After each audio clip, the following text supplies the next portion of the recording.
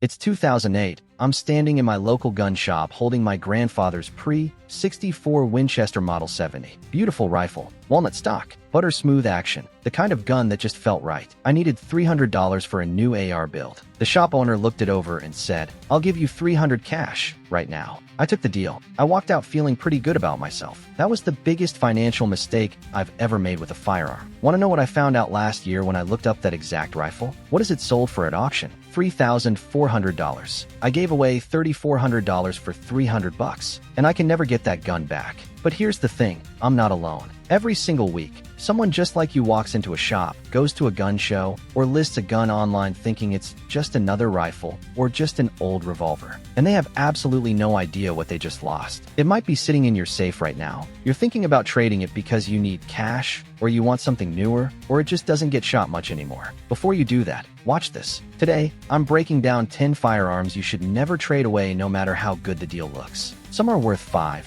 10, even 20 times what people think. Others, you literally can't replace them. Number 5 is the big one. It's sitting in safes all over America right now, and people have no idea they're holding a gold mine. It's probably worth double what you think it is. And I'll tell you the full story of what happened to my Winchester, how I tracked it down, what I learned, and why I'll be kicking myself for the rest of my life. Let's get into it. Look, I'm not here to make you feel bad about selling guns. Most of us have done it. It's completely normal. You upgrade, you try new things, you fund another purchase. I get it, but here's what nobody tells you when you're starting out. Some firearms appreciate like real estate in a hot market. Others become impossible to import. Some manufacturers go out of business. And once they're gone from your hands, they're gone forever. I'm talking about devastating financial mistakes. Guns sold for $400 that are now $4,000. Firearms you cannot find anywhere, not online, not at gun shows, not from private sellers at any price. This could be you right now. You might own one of these and think it's ordinary. You might be thinking, I'll just buy another one later if I really want it back. That's exactly what I thought about my Winchester. I found the listing last year. Same model, same caliber, similar condition. The buyer paid $3,200 just to own it. And honestly, it wasn't even in as good shape as mine was when I traded it away.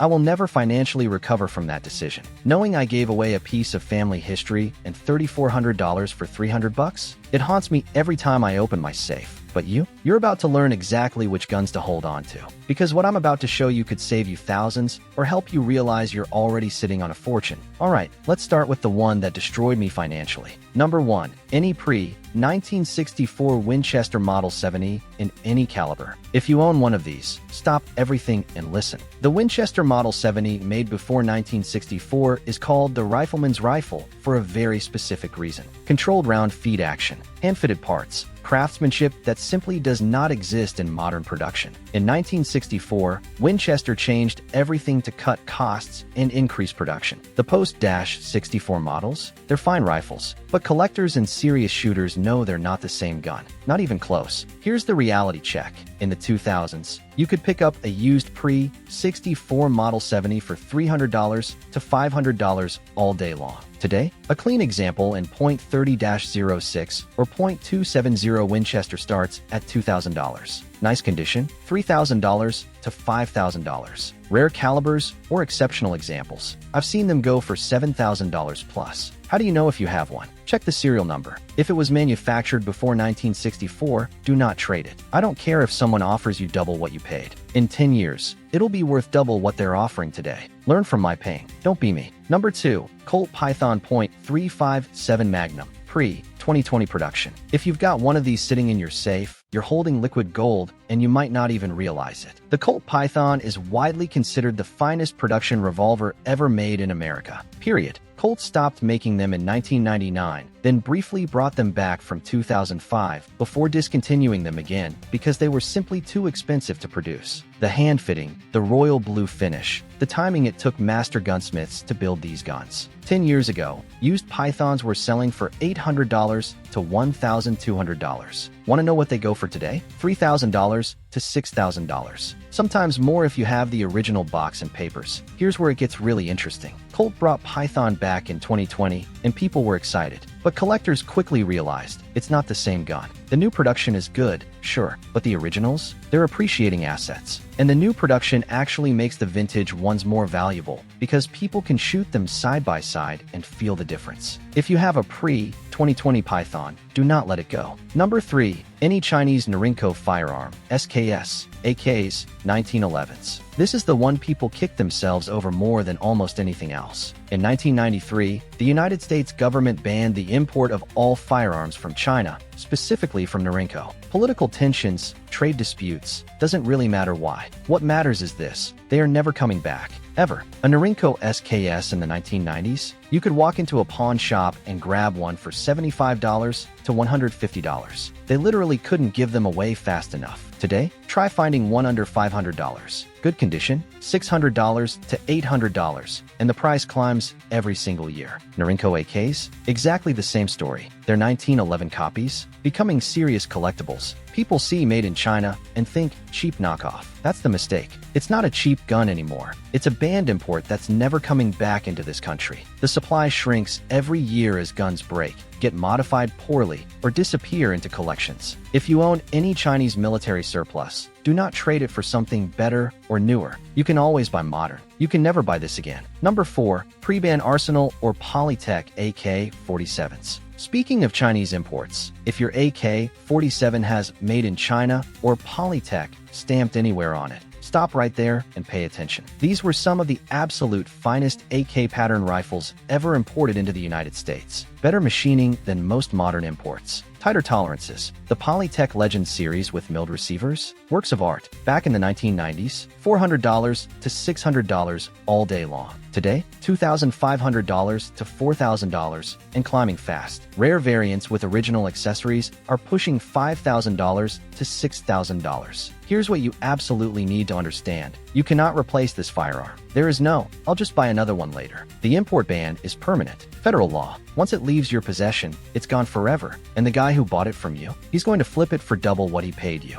Don't be that person. Alright, this is number 5. This is the big one I teased at the beginning, and I'm not exaggerating when I say this is probably sitting in your safe right now. Number 5. Smith & Wesson Pre-Lock Revolvers, made before 2001. In the year 2000, Smith & Wesson made a decision that changed the collector market forever. They added an internal lock to all their revolvers. You'll see it as a small keyhole on the left side of the frame, right above the cylinder release. The idea was to safely lock the gun so unauthorized users can't fire it. But here's what happened. Shooters and collectors rejected it hard. There were reports of the internal lock engaging during heavy recoil, locking up the gun. Whether that's actually common or just internet legend doesn't matter. The perception became reality. So here's the value gap, and this is insane. A Smith & Wesson Model 686 in .357 Magnum with the lock, used market value today is around $600 to $700. That exact same revolver without the lock, made before 2001, $900 to $1,200, sometimes more. A tiny keyhole is the difference between $600 and $1,200. I am not joking. One little feature nobody wanted created a massive value split. Go check your Smith & Wesson revolvers right now. Seriously, pause this video. Look at the left side of the frame. No keyhole. Congratulations, you just found out your $500 revolver is actually worth over $1,000. You're welcome. Number 6. Original Glock 17 Gen 1 or Gen 2. Wait, a Glock made the list? Yes, and here's why. The Glock 17 Gen 1 was the first polymer-framed striker-fired pistol to truly change the industry. It revolutionized law enforcement and civilian carry. Before Glock, everyone said plastic guns will never work. After Glock, the entire industry shifted. Gen 1 and Gen 2 Glocks from the 1980s and early 1990s are now legitimate collector's items. A Gen 1 Glock 17 in the original box with Tupperware container and accessories. A few years ago, you might have paid $500 to $700. Today, collectors are paying $1,500 to $2,500. But here's the problem. Most people see an old used Glock at a gun show and think it's worth $350. They have no clue they're looking at a piece of firearms history. Check your serial numbers. Check the generation markings. If you've got an early Glock sitting around collecting dust, research its value before you trade it for a new one. You might be shocked at what you're actually holding. Number 7. Any quality 1911 made before 1985 Colt Springfield Armory. Here's one that surprises people constantly. Before the mid-1980s, quality 1911s were still being made with hand-fitting and real craftsmanship. A 1970s Colt government model had parts fitted by skilled armorers, not just dropped in and shipped. You could pick these up for $600 to $800 not that long ago.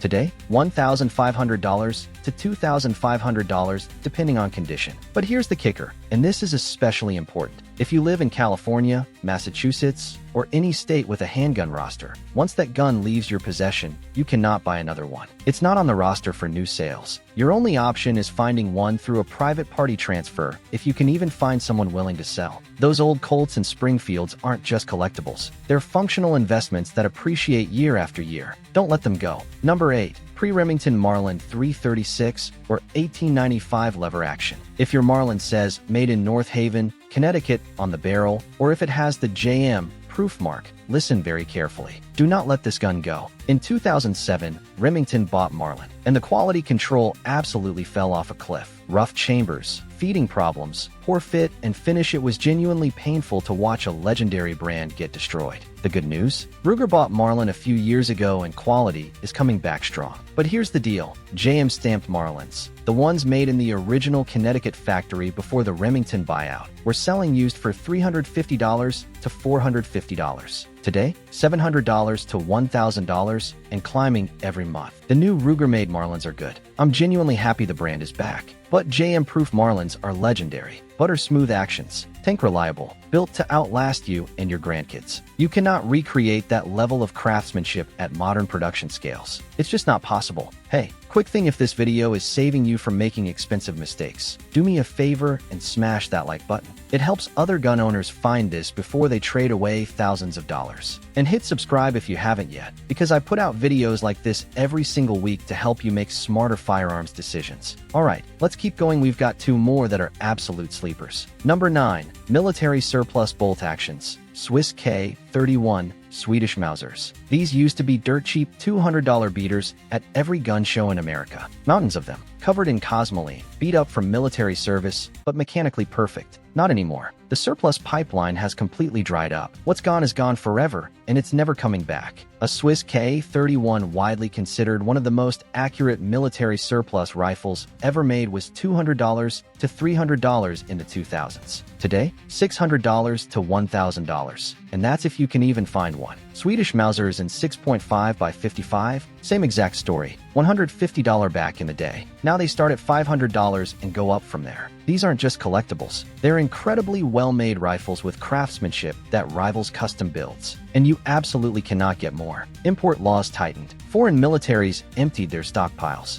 Importers sold through their inventory years ago. If you have any quality military surplus bolt gun, Swiss, Swedish, even a really nice Mosin-Nagant, research its current value before you trade it for something modern and plastic. You might be sitting on serious money. Number 10. Stainless Steel Ruger Mini 14 with 180 series serial prefix. The last one's a major sleeper, and it's climbing in value fast. Early Ruger Mini 14s with the 180 series serial number prefix are known among shooters for being significantly more accurate than later production models. Ruger made manufacturing changes to speed up production, and the accuracy suffered. The old ones just shoot better. Period. A stainless 180 series Mini 14 used to go for $500 to $600. Today, $900 to $1,200, and the price keeps climbing. Why does this matter? Because it's a reliable, American-made semi-auto that takes cheap magazines, perfect as a ranch gun or truck gun, and they're getting harder and harder to find in good condition.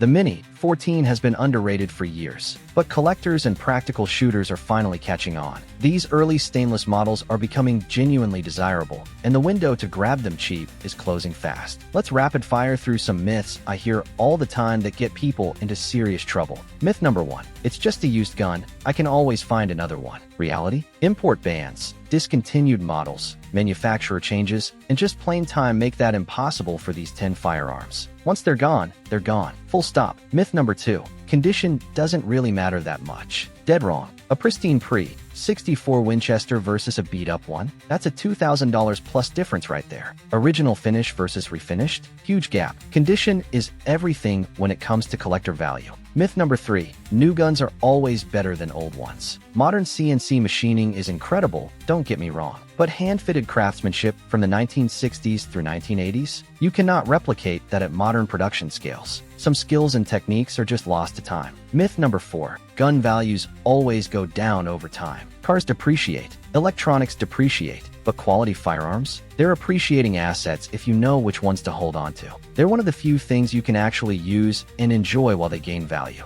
Myth number 5. I need the money now. I'll just buy it back later. That's word for word what I told myself about my Winchester. I'll get another one someday. 17 years later, I still haven't replaced it. And now I literally cannot afford to. Don't do this. Alright, remember that Pre-64 Winchester from the very beginning of this video? My grandfather's rifle that I traded for $300? Last year, out of curiosity, I looked up the serial number. I wanted to see if I could track down where it ended up. Maybe contact the owner. I don't know, maybe buy it back somehow. I found it. It will be sold at a collector's auction in 2022. Final hammer price, $3,400. I gave away $3,000 for $100 for $300. I traded away a piece of my family history, a rifle my grandfather carried, that my father learned to shoot with, that I grew up with for less than the cost of a budget AR-15. And I will never get it back. It's gone. Someone else owns it now. Some collector I'll never meet has a rifle that should have stayed in my family for generations. That's on me. I made that choice, and I have to live with it every single time I open my gun safe and see that empty spot. But you still have time. You still have a chance to not make the same mistake. Here's your cheat sheet. Pre-64 Winchester Model 70s. Colt Pythons made before 2020. Banned Chinese imports like Norinco. Pre-lock Smith & Wesson revolvers. Early generation Glocks. Pre-1985 quality 1911s. JM-proof Marlins. Military surplus like Swiss K31S and Swedish Mausers. And stainless 180 series Ruger Mini 14s. If you own any of these, think hard before you trade them. Do your homework. Check completed auction listings on GunBroker. Talk to real collectors. Get it appraised. Because that good deal someone's offering you today could be the worst financial decision you make as a gun owner. I've put together a complete downloadable checklist with serial number tips, value resources, and warning signs in the description below. It's completely free. Grab it. It could legitimately save you thousands of dollars. If this video saved you from making a mistake like mine, here's what I need you to do. Hit that subscribe button and turn on notifications. I make videos like this every single week to help you be a smarter, more informed gun owner. Drop a comment below and tell me, what gun do you regret selling or trading away? I want to hear your stories. Let's learn from each other's mistakes so nobody else has to go through this. Next week, I'm breaking down which modern guns are going to be the collectibles in 20 years, the ones you should be buying right now while they're still affordable. You do not want to miss that video. One final thing, I'm not a financial advisor, and gun values fluctuate based on market conditions, location, demand, and about 100 other factors. Always do your own research. Talk to reputable dealers and appraisers. Make informed decisions. But trust me on this, and I mean this from the bottom of my heart, do not be like me. Do not trade away something you can never get back. I'm still kicking myself 17 years later. Every single day. Don't let that be you.